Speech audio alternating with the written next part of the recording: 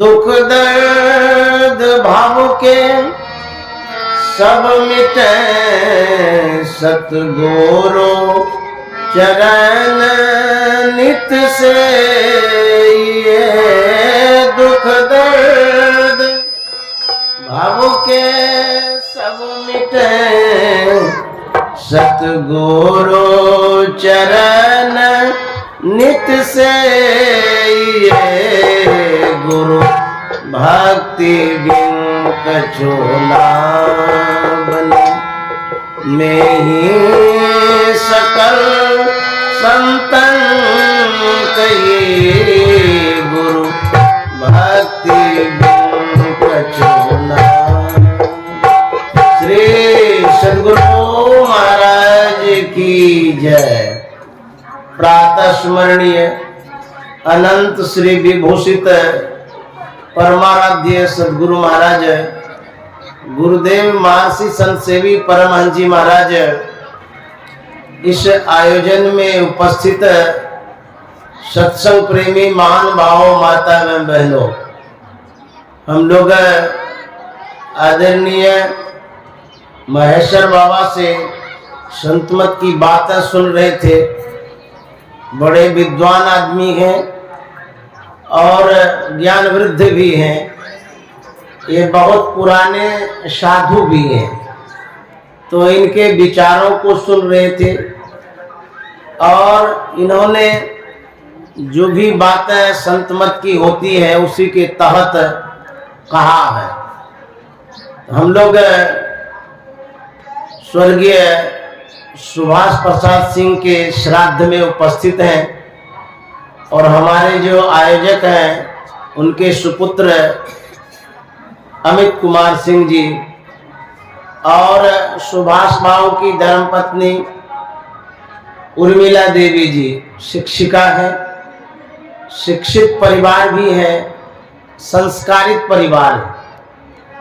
मैं कुछ दिन पहले यहाँ आया था, सुभाष बाबू से मिला था, बातचीत हुई थी। अस्वस्थ थे वो और ऐसा संजोग आ गया वो हम लोगों को छोड़ के चले गए। तो यह जो संसार है सबका छूटता है, सब कोई छोड़ते हैं। एक दिन जाना ध्रुव निश्चित है सबका। कोई चला गया, कोई जावे, कोई गठड़ी बांध सिधावे, कोई खड़ा तैयार अकेला, सब चला चली का खेला। ये जो मेला है, झमेला है, आने जाने का लगा ही रहता है। तो जो यहाँ पर संसार में है वो भी जाएंगे और जो चले गए तो चले ही गए। जो आने वाले हैं वो भी चले जाएंगे। तब हम लोगों को क्या करना चाहिए? हमारे गुरु महाराज जब जा रहे थे संसार से, पांच भौतिक शरीर का परित्याग कर रहे थे, तो उन्होंने एक उपदेश संदेश आदेश दिया था कि यदि आपको समझ में कुछ नहीं आवे तो क्या करना है। गुरु महाराज ने कहा था सुकृत कर ले, शुभ कर्मों को कर लीजिए। नाम सुमर ले को जाने कल की, जगत में खबर नहीं पल की। तो गुरु महाराज कबीर साहब के वाणी को दोहरा करके हम लोगों के लिए बोल गए कि शुभ कर्मों को कर लीजिए। शुभ कर्म क्या है? आप जो भी परोपकार की भावना से कुछ भी करते हैं सब शुभ कर्म है, जिसमें सेवा है, भक्ति है, सत्संग है, दूसरे का जो उपकार करते हैं वो शुभ कर्म है। लेकिन सबसे बढ़कर के शुभ कर्म क्या है? कौन सा है जिससे हमारा कल्याण होगा? तो गुरु महाराज कहते हैं कि नाम सुमरण। जो संत सदगुरु बतलाते हैं उन नाम का स्मरण कर लीजिए, नाम ले लीजिए, यही शुभ कर्म है। कहते हैं को जाने कल की, कल का क्या ठिकाना है, कल क्या होगा नहीं होगा। इसीलिए शुभस्य शीघ्रम, शुभ काम को शीघ्र कर लेना चाहिए। हम लोग जब श्राद्ध करते हैं, श्राद्ध श्रद्धा से जो कुछ किया जाता है उसे श्राद्ध कहते हैं। आप यदि पान फूल चढ़ा देंगे वो भी श्राद्ध है, आप सत्संग कराते ये भी श्राद्ध है। कर्मकांड के तहत जो पंडित जी से पूजा कराते वो भी श्राद्ध है। तो श्राद्ध की जो प्रक्रिया है, श्राद्ध का जो प्रकार है बहुत तरह का है। तो जितनी प्रक्रिया होती है, जितना प्रकार होता है उतना प्रभाव होता है। जैसे आप आलू की सब्जी बनाते हैं, उसका जो प्रभाव है, यदि आप शिमला मिर्च का बनाइएगा, परवल का बनाइएगा, तो आलू से विशेष प्रभाव उस सब्जी में होती है कि उसमें ज्यादा विटामिन है।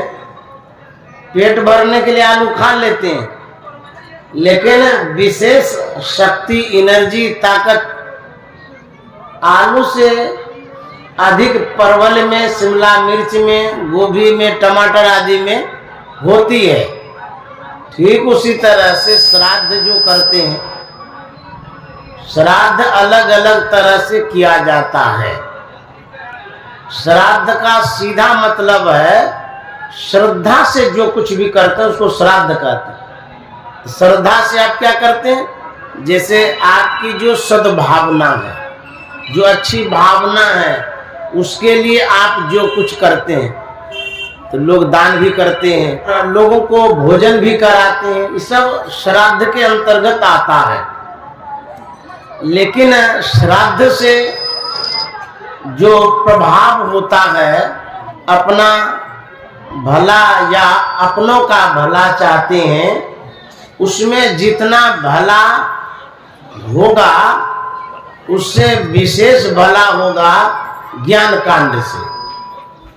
कैसे होगा वही बात मैं बताने जा रहा हूं कि श्राद्ध जो करते हैं, किस श्राद्ध से किस तरह का लाभ मिलता है, ये बात ध्यान से सुनिए और समझिए।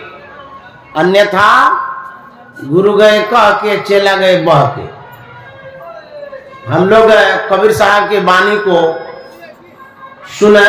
कबीर साहब कहते हैं, करु सत्संग भरम गर टूट, करो सत्संग भरम गर टूट, करो सत्संग भरम गर, भरम गर टूट, भरम गर टूट, भरम गर टूट, भरम गर टूट,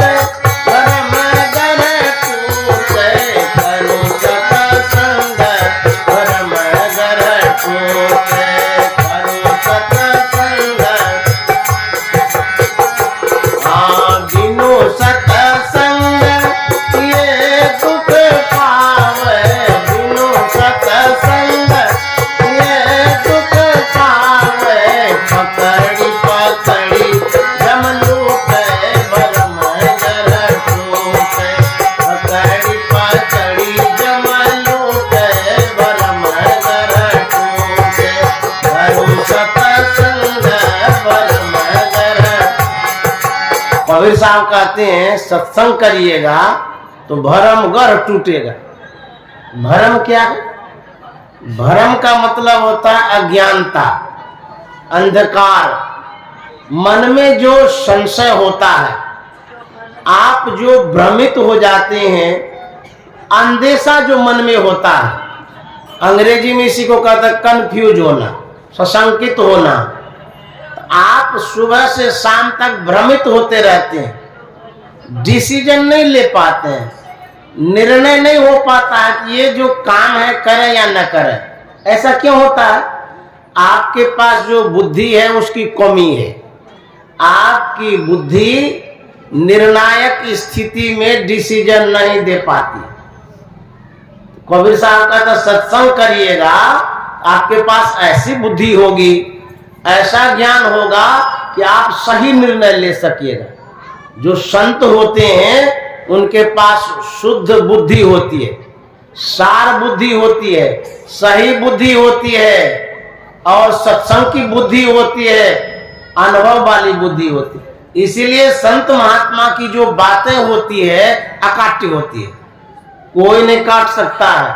लेकिन आप लोगों की बातें बेटा भी काट देता है, बहू भी बातें काट देती है, छोटा छोटा बच्चा भी काट देते, मम्मी तू जो कहती है गलती कहती है। आपकी बातें तो कटती रहती है। क्यों? आपकी जो बुद्धि है अपरिपक्व है, कच्ची है, परिपक्व बुद्धि नहीं है। तो बुद्धि जो मजबूत होगी वो कहाँ होगी? सत्संग से। तो कबीर साहब कहते यदि सत्संग करिएगा तो जो भ्रम है, संशय, अज्ञानता है, वो दूर हो जाएगी। आप श्राद्ध में पंडितों को क्यों बुलाते हैं? आपकी जो बुद्धि है उस बुद्धि में ये बात अटती है कि पंडित जी से श्राद्ध कराएंगे तो जिनके प्रति श्राद्ध आप करा रहे हैं उनको मुक्ति मिलेगी, यही आप सोचें। जैसे सुभाष बाबू के श्राद्ध में पंडित जी को बुलाया गया था, वो श्राद्ध किए, पूजा पाठ किए, तो आपके मन में यही धारणा है श्राद्ध करते हैं इससे जो मरने वाले हैं उसको मोक्ष मिलेगा या स्वर्ग मिलेगा या उनके मन में शांति होगी, कल्याण होगा। यही आपके मन में धारणा है, यही आपकी बुद्धि डिसीजन दी है, इसीलिए आप पंडित जी को बुलाए हैं। इसी बात पर मैं कहता हूं, वेद में जो कांड है, कांड मतलब लड़ाई वाली बात नहीं, विषय जो है, तो वेद में कर्म कांड है, वेद से ही जो बातें निकली है उसी के तहत पंडित जी पूजा कराते हैं। तो वेद में कर्म कांड है, उसके बाद ज्ञान कांड है, बहुत तरह का उसमें कांड है। तो पंडित जी सब जो श्राद्ध करते हैं कर्म कांड के तहत कराते हैं, जिसको जैसा ज्ञान होता है उसी के तहत समाज के लोगों को मार्गदर्शन करते हैं, समाज के लोगों के हित में काम करते हैं। तो पंडित जी जो आए थे, कल की बात कह रहा हूं, वो जो कुछ भी पढ़ा रहे थे आपको, मैं नहीं था उस समय, तब जब उसका पढ़ाना पूरा हो गया, पूजा करना पूरा हुआ, तब मैं आया था। आने में देर हो गई, लेकिन पंडित जी से भेंट हुई थी। तो पंडित जी आपको क्या पढ़ा रहे थे? जितना आप सुनते हैं श्राद्ध में, शादी में या शुभ अवसर पर, तो पंडित जी से ये बात पूछते हैं कि पंडित जी इसका क्या अर्थ है, पंडित जी इसका मायना बता दीजिए। वो बोलते जाते हैं, आप सुनते जाते हैं, कभी अर्थ नहीं पूछते हैं। एक मेरा फ्रेंड है, दोस्त, क्लास फ्रेंड, बथनाहा का है वो पंडित जी, खापुर के बगल में है ना बथनाहा, वहीं का है। जिस समय मैं खापुर में पढ़ता था अपने गांव में, वो मेरे साथ पढ़ते थे, पंडित जी हैं वो भी रहते हैं पंजाब में। तो संजोग से मेरे चैनल से वो नंबर निकाल लिए, विद्यानंद बाबा बेस्ट चैनल पर मेरा नंबर दिया हुआ रहता है। कैसे कैसे निकल गया, वो फोन करते हैं हमको, ये कुछ दिन पहले, तो बोले कि देखिए आपके साथ हम पढ़ते थे, हम तो यहाँ पंजाब में, आप बाबा बन गए, मैं आपसे मिलना चाहता हूँ। मैंने कहा बड़ी खुशी की बात है, आप आइए मिल लिए हमसे। तो वो संजोग से आए, उनका बेटा यहीं भागलपुर में पढ़ता है, तो वो सवेरे सवेरे आए मिलने के लिए कुप्पा घाट, 7 साढ़े 7 के लगभग समय होगा। तो मैं अपने कमरे से निकल करके तो पानी टैंकी का जो प्रांगण है वहां पर आ गया, वो दोनों बाप बेटा आ गए। तो प्रणाम पाती हुआ, उसके बाद मैंने पूछा कि पंडित जी आप तो पूजा पाठ कराते होंगे? बोले हाँ, बरसों से कराता हूं। तो मैंने कहा आप तो हमारे फ्रेंड भी हैं, दोस्त भी हैं, एक बात पूछो। बोले हाँ हाँ पूछिए ना, उसमें क्या बात है। तो मैंने कहा कि पंडित जी ये बतलाइए, कोई भी अवसर पर आप जो पूजा कराने जाते हैं उसमें शुद्धि वाला मंत्र आप बोलते हैं। बोला हाँ बोलता तो, पहले तो शुद्धि करता हूं, यजमान को शुद्ध करता हूं, और शुद्ध करने के बाद ही ना पूजा पाठ करेंगे। बोले बड़ा अच्छा करते हैं। हम बोले पंडित जी थोड़ा वो शुद्धि वाला मंत्र सुना दीजिए। तो हम किसी से पहले नहीं पूछे थे, ये मित्र था इसलिए पूछ दिए, नहीं तो गुस्साइए जाते। तो कहते हैं कि देखिए अभी हम सवेरे सवेरे स्नान नहीं किए और मेरे मन में हुआ कि कुप्पा घाट के बगल में गंगा जी है, वही नहा लूंगा और उसके बाद फिर पूजा पाठ करूंगा। तो बिना स्नान किए वो वेद मंत्र हम कैसे बोल सकते हैं, हमें दोष लग जाएगा। हम बोले जो मंत्र पूजा के समय या श्राद्ध में बोलते हैं उसको बोलने में आपको दोष लगेगा। बोले हाँ अभी हम स्नान नहीं किए, बोल नहीं सकते हैं, एकदम दोष लग जाएगा। उतना शुद्ध पवित्र मंत्र है उसको हम कैसे बोलेंगे, हम नहीं बोलेंगे। वो बोलना नहीं चाह। तो मैंने कहा पंडित जी हम सुना दें। तो बोलते हैं आपको आता है। बोले हाँ हमको आता है। तो बोले सुनाइए। तो मैंने कहा पंडित जी आप यही न पढ़ते हैं अपवित्रम पवित्रो वा। हाँ यही पढ़ते, हाथ में पानी दे देता है, उसके बाद ऐसे यजमान को बोलता है कि रखे रहिए, हम शुद्धि वाला मंत्र पढ़ते हैं अपवित्रम पवित्रो वा सर्वावस्थांगतोपि वा या स्मरेत पुंडरीकाक्षम सवाह्याभ्यंतरे शुचि। इतने पढ़ते हैं। बोले हाँ इतने पढ़ते हैं। बोले हम तो पढ़ दिए, आप तो बोले कि दोष लगेगा, अब क्या होगा हम पढ़ दिए। तो हंसने लगे।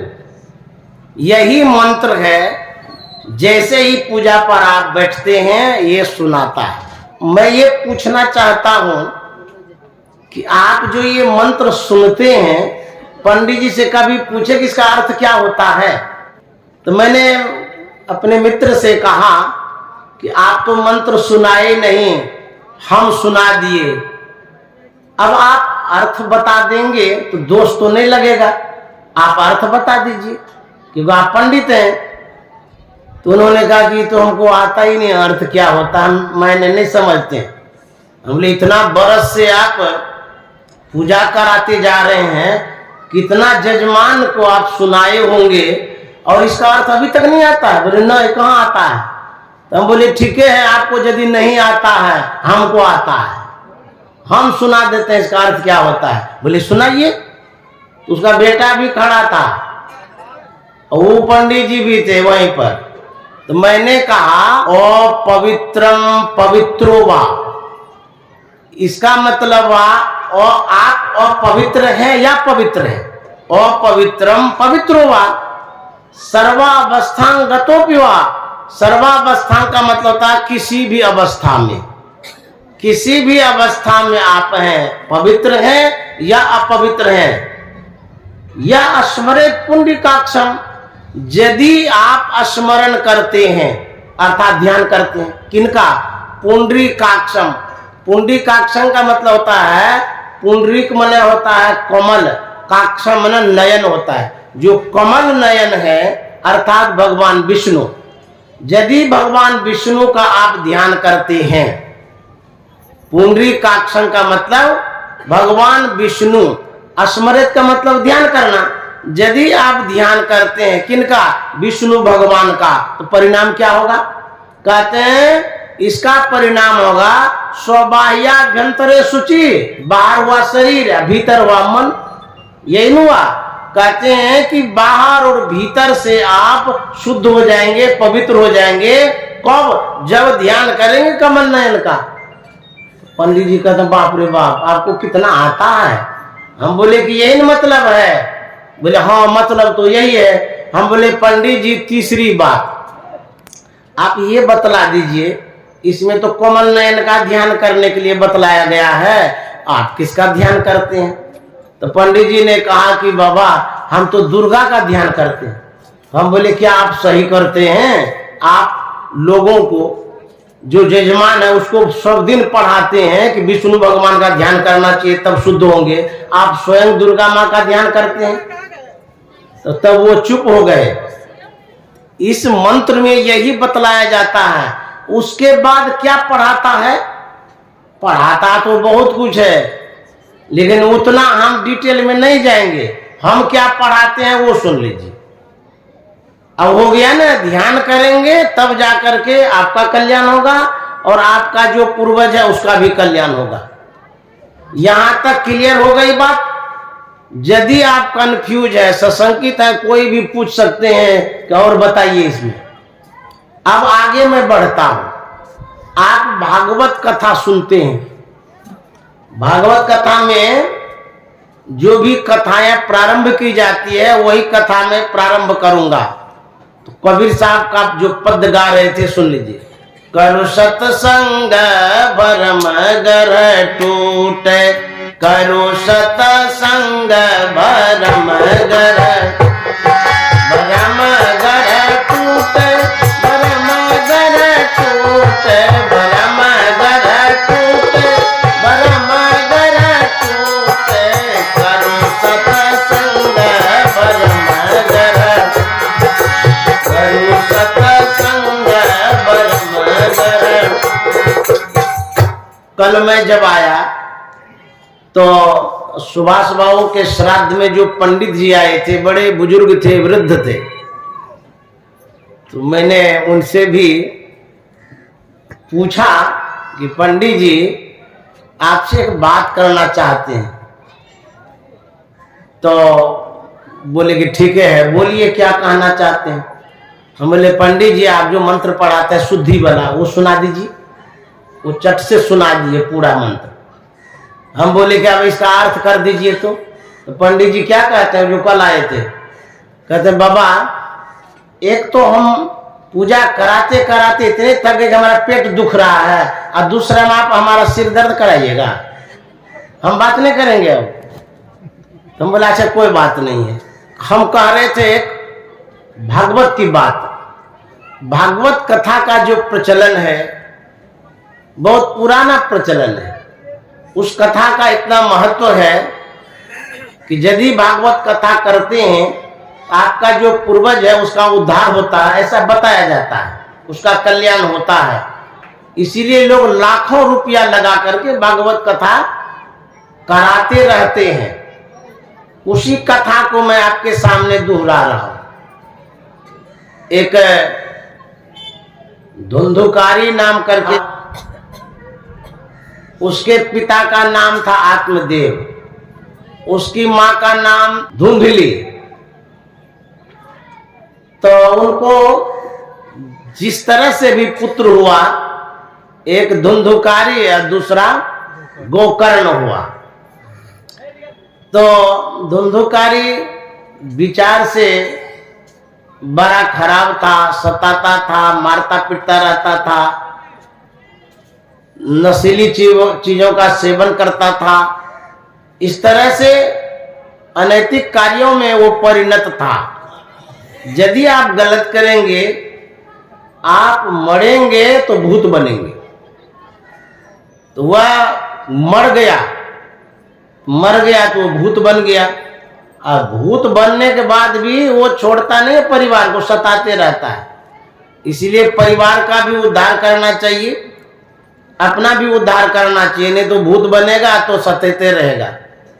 तो धुंधुकारी जब आता था घर पर तो खूब गाछ हिला देता था, बड़ा भयंकर रूप रात में धारण करता था, भयावह स्थिति पैदा करता था, सब डरने लग जाते थे। जो गोकर्ण था बड़ा सज्जन था, शिक्षित था, ज्ञानी था।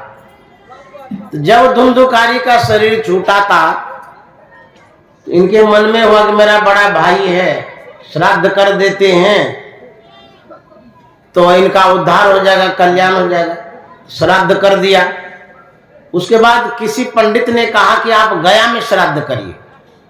तो गया में भी श्राद्ध एक बार नहीं कई एक बार किया कि हमारा जो भाई है उसका उद्धार हो जाएगा, इसीलिए गया में श्राद्ध कर देते हैं।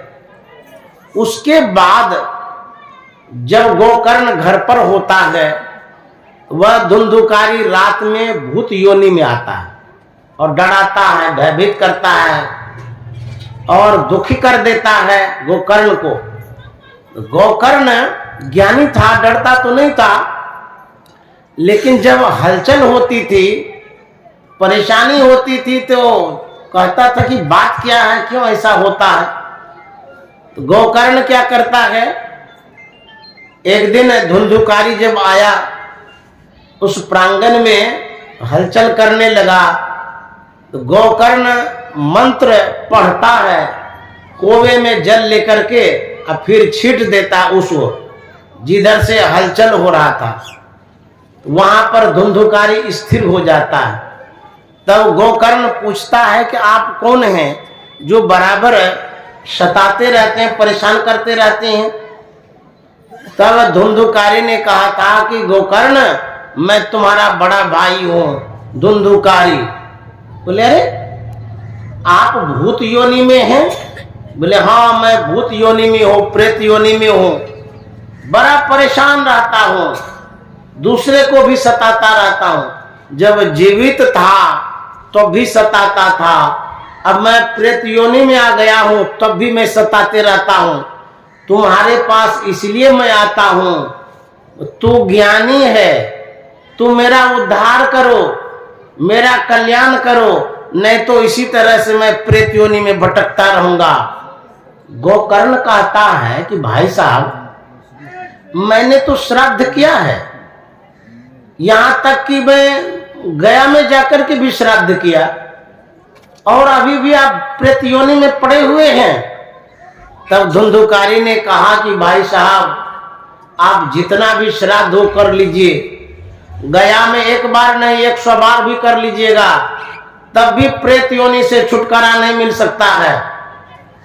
बोले तब? बोले कि यदि आप मुझे इस योनि से मुक्ति दिलाना चाहते हैं तो और कोई उपाय ढूंढिए। ये भागवत की कथा मैं कह रहा हूं। तब गोकर्ण सोचता है कि बाप रे बाप, पंडित जी श्राद्ध करवा दिए, गया में भी श्राद्ध किया, हमारा भाई भूत का भूत बना हुआ है, ये कौन सा श्राद्ध हुआ। और कहते हैं और कोई उपाय ढूंढिए। तो क्या उपाय ढूंढो? गोकर्ण शास्त्रज्ञ था, बहुत वेद पुराण आदि को पढ़ा था। उनको यह पता चला कि मुक्ति का जो रास्ता है, कल्याण का जो मार्ग है, और भी है, और उस मार्ग को बताने वाले भगवान सूर्य हैं, उनके पास ये रास्ता है। गोकर्ण अपने भाई के कल्याण के लिए वो जाता है, भगवान सूर्य से प्रार्थना करता है, भगवान सूर्य का आवाहन करता है, वो सामने आते हैं और भगवान सूर्य कहते हैं कि गोकर्ण बात क्या है, क्यों मुझे आवाहन किया, क्यों बुलाया। तब गोकर्ण कहता है, प्रभु मेरा भाई प्रेत योनि में पड़ा हुआ है, मैंने बहुत बार श्राद्ध किया, यहां तक कि गया में भी किया, उसका उद्धार नहीं हो रहा है। आप कोई मार्ग बतलावे, रास्ता बतलावे, सुझाव दें जिससे उसका कल्याण होगा। तो भगवान भास्कर ने कहा था, भगवान सूर्य ने कहा था, गोकर्ण दुनिया में सबसे कारगर ठोस यदि कोई उपाय है मोक्ष का, मुक्ति का, प्रेत योनि से निकलने का, वह उपाय है सत्संग। ये भगवान सूर्य ने कहा था। गोकर्ण ने जब सुना कि एक उपाय है सत्संग, तब उन्होंने भागवत कथा अपने दरवाजे पर किया था, और उसमें बहुत सारी कहानियां हैं। तो जब 7 रोज हुआ तो उसमें कहा जाता है सत्संग सुन करके वह जो धुंधुकारी था प्रेत योनि से मुक्त हुआ है। ये भागवत की कथा है।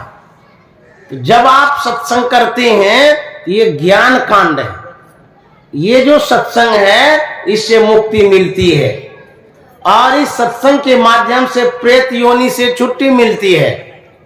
अब आगे की कथा बताता हूं। करो सत्संग भरम गर, करो सत्संग भरम गर, भरम गर टूटे, भरम गर टूटे, भरम गर टूटे, करो सत्संग भरम गर टूटे, करो सत्संग भरम,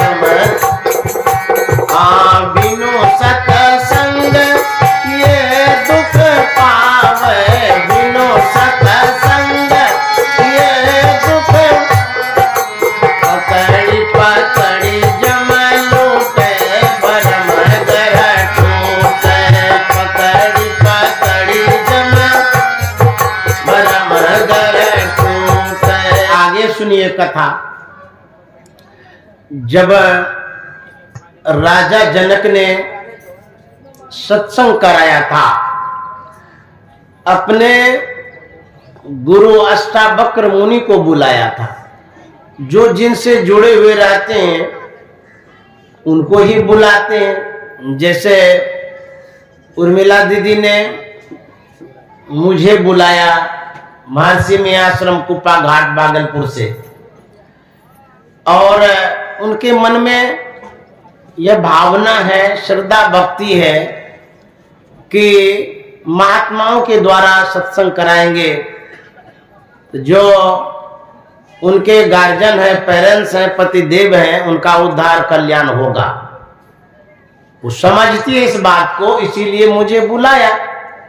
उसी तरह से राजा जनक ने बुलाया था अष्टावक्र मुनि को, क्योंकि उनके गुरु जी थे।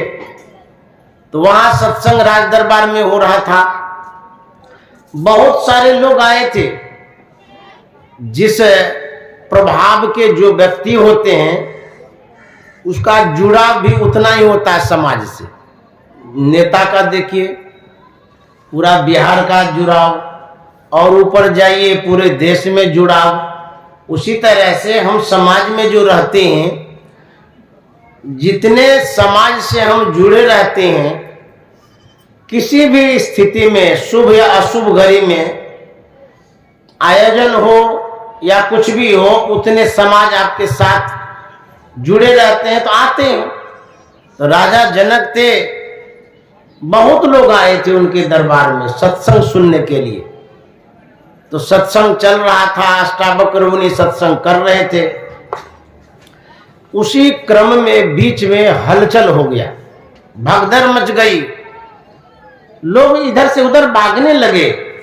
अष्टावक्र मुनि ने कहा था कि आप लोग इधर उधर क्यों भाग रहे हैं, इतना भगदड़ क्यों मच गई, क्या बात है?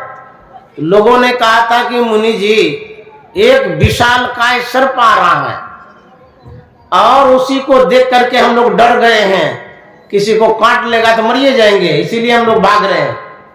अष्टावक्र मुनि ने कहा, जो सांप आ रहा है उसको आने दीजिए, वो नहीं काटेगा। आप लोग डरिए नहीं, कुछ नहीं करेगा वो, उसको आने दीजिए। तो लोग रास्ता दे दिया। वो सांप आता है और मंच के ठीक करीब में गोल गोल करके बैठ जाता है। जैसे और लोग श्रोता सब सत्संग सुन रहे थे, सांप भी सुनने लगा। जब तक सत्संग होते रहा तब तक वो सांप भी बैठा रहा, श्रोता भी बैठा रहा। सत्संग की जब समाप्ति हो गई, सब लोग जाने लगे, सांप भी चला गया। तो लोगों ने पूछा था कि मुनि जी, वो जो सांप आया उसको आप आने दिए, वो यहाँ आकर के सब श्रोता की तरह वो भी श्रोता बन गया। इस सांप वाली जो घटना है हम लोग को समझ में नहीं आया, आप उसको बैठने क्यों दिए? तो मुनि जी ने कहा था, अष्टावक्र मुनि ने, वो जो सांप था वो राजा जनक का पूर्वज था, कर्म की चूक हो गई थी, वो सांप योनि में चला गया था। राजा जनक ने जो सत्संग कराया, उस सत्संग के प्रभाव से उसके जो पूर्वज सांप योनि में थे उससे मुक्ति मिल गई और वो दूसरे योनि में चले गए। तो यह जो सत्संग है मुक्ति प्रदाता है, मुक्ति देता है। इसलिए करु सत्संग भरम घर टूटे, करु सत्संग सत्संग भरम घर टूटे, करु सत्संग भरम घर टूटे, भरम घर टूटे, भरम घर टूटे, करु सत्संग भरम घर टूटे, करु सत्संग बिनु सत्संग किए दुख पावे, बिनु सत्संग पकड़ी पकड़ी जम लूटे, भरम घर टूटे, पकड़ी पकड़ी जम भरम घर टूटे, करु सत्संग भरम घर। लेकिन हम लोग कहते तो हैं, लेकिन सुनता कौन है? सुनता तो है, मानता कौन है? क्यों नहीं मानता है? अज्ञानता के कारण। जो विषया शक्ति हो गई है, संसार में ही जो मन लगा हुआ है, संसार के पदार्थों में मन इतना लगा हुआ है, उसी पदार्थों से प्रेम करता है, उसी पदार्थों के प्रभाव को मानता भी है, लेकिन सत्संग को न जानता है न मानता है। कबीर साहब कहते हैं, मानत नहीं मन मोरा साधो, मानत नहीं मन मोरा रे, बार बार मैं समझाओ, जग में जीवन थोड़ा रे, बार बार मैं समझाओ, जग में जीवन थोड़ा रे, मानत नहीं मन मोरा साधो, मानत नहीं मन मोरा रे, मानत नहीं मन मोरा साधो, मानत। कबीर साहब कहते हैं, मन तो मानता ही नहीं है।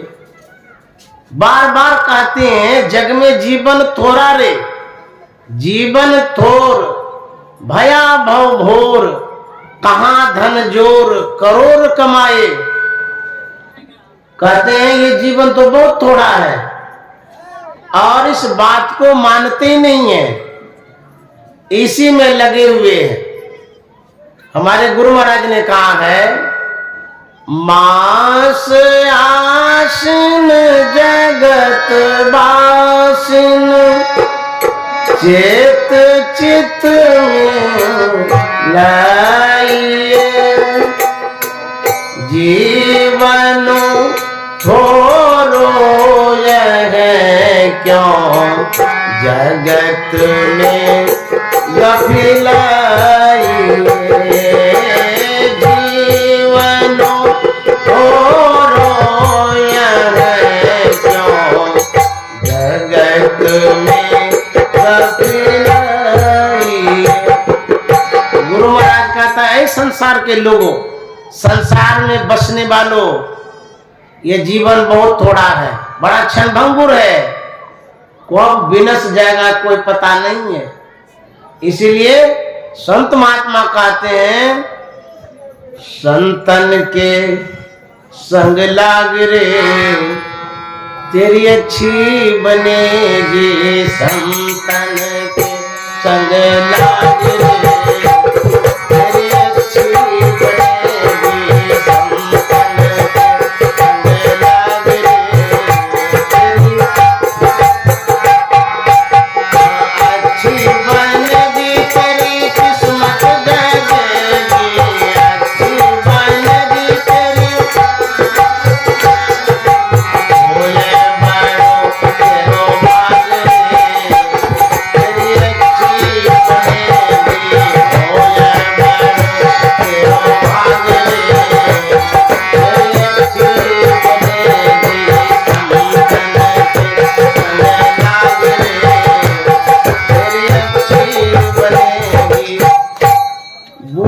तो सोचते हैं बाबा का बात मान लेते हैं, क्योंकि अब कई दिन की जिंदगी है, हिला लेते हैं हाथ को। लेकिन जवान लोग ऐंठते रहते हैं, वो नहीं बूझेंगे। उनको तो अभी हरा हरा दिखता है, अब बूढ़ा को पीला पीला दिखता है। क्यों? जब पत्ता पक जाता है ना तो पतझड़ हो जाता है। तो बूढ़े की स्थिति ऐसी है कि कब टपक जाएंगे, इसीलिए डर के मारे सत्संग भी कर लेते हैं, बात भी मान लेते हैं। लेकिन जवान लोग नहीं मानेंगे, वो तो पूरे दुनिया को हिलाने वाले हैं, हाथ क्यों हिलाएंगे वो? तो कहते हैं कि यह जो जीवन है समाप्त होने वाला है, इसीलिए भगवान का नाम लेना चाहिए। नाम हरि का जप ले बंदे, फिर पीछे पछताएगा। नाम हरि का जप ले, फिर पीछे पछताएगा। तू कहता है मेरी काया, काया का गुमान क्या। तू कहता है मेरी काया, काया का गुमान क्या। चांद सा सुंदर ये तन तेरा, मिट्टी में मिले। चांद सा सुंदर ये तन तेरा, मिट्टी में मिल जाएगा। नाम हरि का जप ले बंदे, फिर पीछे पछ। अब हम ये तो कह दिए कि सत्संग के प्रभाव से मोक्ष मुक्ति मिलती है, प्रेत योनि से छुट्टी मिलती है, कल्याण होता है। लेकिन होता कैसे है, अब वो थोड़ी सी बात बता देता हूं, नहीं तो बातें अधूरी रह जाएगी। हम जब गंगा स्नान करने जाते हैं तो गंगा स्नान में हम लोग जब डुबकी लगाने लगते हैं तो नाक बंद कर देते हैं, मुंह भी बंद कर लेते हैं। जो भी जल जाने का मार्ग है उसको बंद करते हैं, अन्यथा कहीं पानी भीतर गया तो शुद्ध क्या करेगी गंगा, पूरे सिद्ध कर देगी, मारिए देगी वो। आप गए हैं गंगा में पवित्र होने के लिए, शुद्ध होने के लिए, पाप धोने के लिए। क्या गंगा पाप धोती है? यदि पाप धोती भी है तो ऊपर की नहीं धोती है, क्योंकि नाक तो बंद कर लिए हैं, मुंह भी बंद कर लिए हैं, पानी तो घुसने ही नहीं देते। तो जब गंगा भीतर जाती नहीं है तो वो आपके अंदर के गंदगी को कैसे धोएगी? जो पाप है, पाप कहां पर है? अच्छा, पाप किसे कहते हैं? हमारे मन में उठे जो विकार हैं, हमारे मन में जो उठे वैमनस्यता है, हमारे मन में जो बुराई करने की भावना है, उसको पाप कहते हैं। तो मन में न पाप है, तन में तो पाप नहीं है, तो धोते तो आप तन को है। तो तन को जो धोते हैं उसमें जो ऊपरी मैल है वही शुद्ध होता है, भीतर में भी मैल है। पेट हो पिटारी से में ठोर ठोर मली है, वो तो धोते ही नहीं है, भीतर जाने ही नहीं देते पानी को। इसीलिए भीतर ये शुद्ध नहीं करती है, ऊपर शुद्ध करती है। तो भीतर शुद्ध करने के लिए क्या करना होगा? यही पानी घुसाएंगे? नहीं, इस पानी से भीतर शुद्ध होने वाला नहीं, मन शुद्ध होने वाला नहीं है। संतवाणी से शुद्ध होगा मन, क्योंकि मन को धोने का एक ही माध्यम है, गुरुवाणी, संतवाणी, सत्संग। अन्यथा और कोई केमिकल से मन धोया नहीं जाता है। इसीलिए सत्संग की आवश्यकता है। भरा सत्संग का दरिया ना लो, जिसका दिल चाहे जिगर के दाग का तत्का छुड़ा लो, जिसका दिल चाहे। भरा सत्संग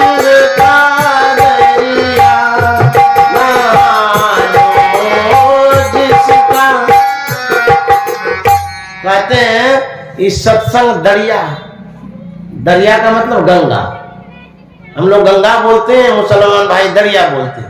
ये जो गंगा है इसमें कहते हैं नहा लीजिए तो मन शुद्ध हो जाएगा।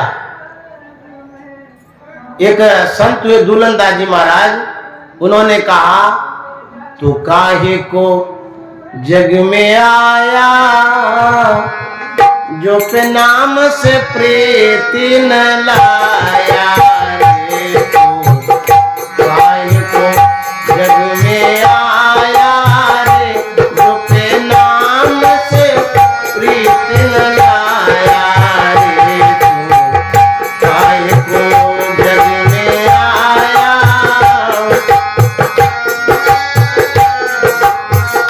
त्रिकुटी तीर्थ प्रेम जल निर्मल, त्रिकुटी तीर्थ प्रेम जल निर्मल, मलिमलिना नहाया रे, तू काहे को जग में आया रे, तू काहे को जग में आया रे, जो के नाम से प्रीत लाया रे, तू काहे को।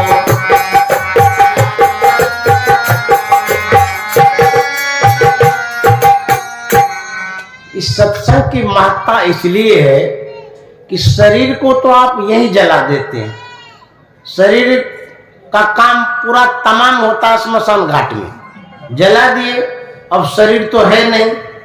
उसके बाद जो कुछ भी है वो मन है, आत्मा है, चेतन है, जीवात्मा है, अब उसी का कल्याण करेंगे, वो तो सूक्ष्म है। श्राद्ध जो आप कराते हैं, उस श्राद्ध में जो आपकी भावना होती है उसी भावना पर डिपेंड करता है, इसका भी फल होता है।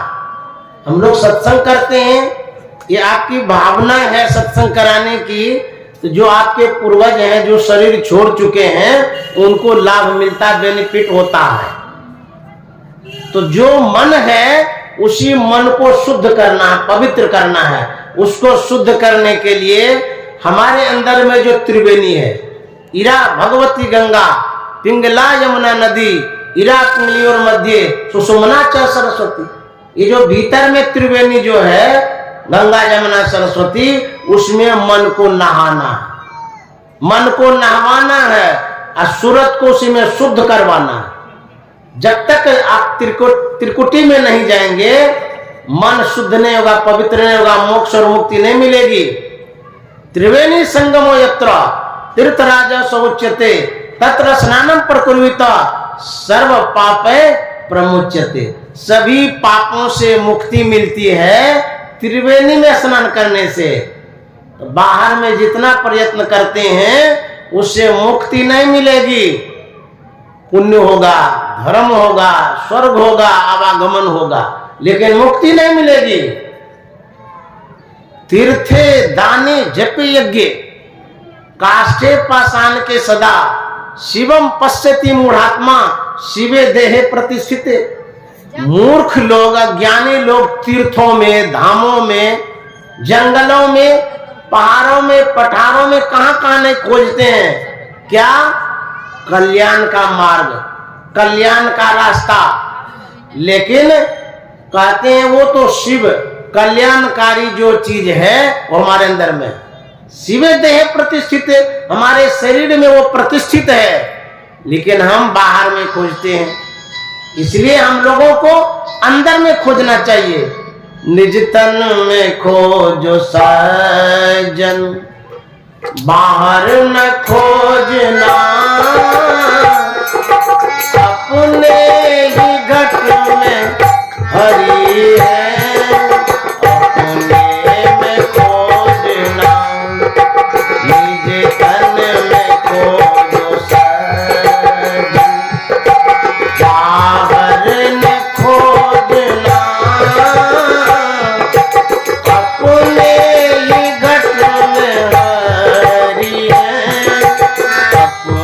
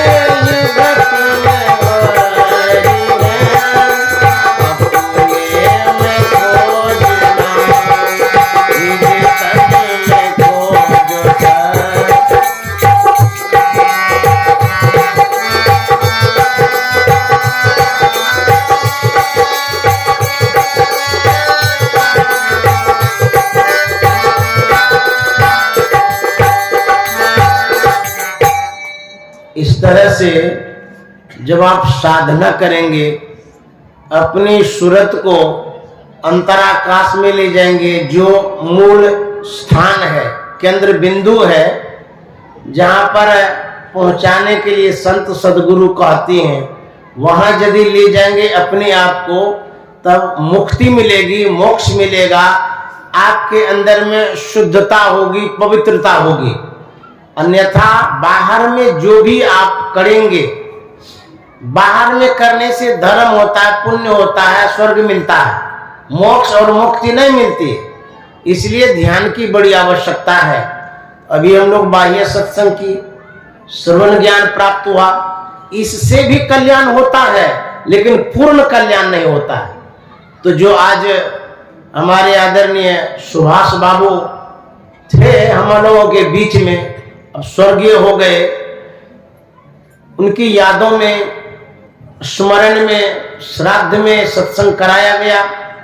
उनके परिजन को मैं बहुत बहुत साधुवाद देता हूं।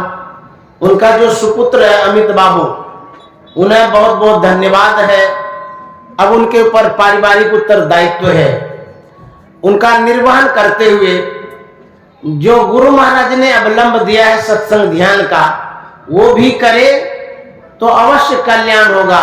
क्योंकि संसार सबका छूटेगा ही। घर परिवार को, भौतिक जीवन को संभालने के लिए समय देना जरूरी है, लेकिन परम जरूरी है सत्संग और ध्यान में। तो जो सत्संग कराया गुरु भक्ति उर्मिला दीदी ने, तो उन्हें भी साधुवाद है। वो तो शिक्षिका है। शिक्षक लोगों को कम समय मिलता है, लेकिन जितना भी कम समय मिले, यदि सत्संग भजन नहीं करेंगे, यमराज नहीं मानेगा। भले बिहार सरकार मान ले कि हम जा रहे हैं सत्संग में, एक दिन छुट्टी दे दीजिए, तो मान जाएगी, लेकिन यमराज नहीं मानेगा। तो ना, आप सत्संग भजन नहीं किए हैं तो आपको सीधे ले जाएंगे वहां यमालय के। कामों को भी करिए जो आपके ऊपर उत्तरदायित्व है, लेकिन अपने जीवन को बनाने के लिए सत्संग ध्यान भी करिए। तो जो आज सत्संग कराया गया, इसके लिए साधुवाद है।